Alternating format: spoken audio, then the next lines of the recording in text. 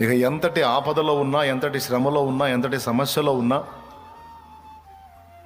దాని నుంచి విడిపించే సమర్థుడైన దేవుడు మనకున్నాడని నమ్మి ధైర్యంగా ఉండండి.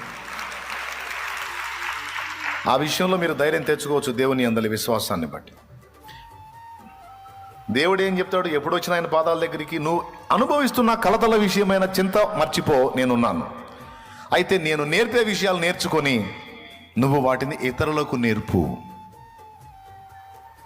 ఇది మన బాధ్యత. దేవుని పాదాల దగ్గరికి వచ్చినప్పుడు దేవుడు నీ వ్యక్తిగత సమస్యల గురించి మాట్లాడతాడు, ధైర్యపరుస్తాడు, ఆదరిస్తాడు, ఓదారుస్తాడు, నిబ్బరపరుస్తాడు. అంతటితో వదిలిపెట్టడు. నువ్వేం చేయాలో అది నేర్పుతూ ఉంటాడు.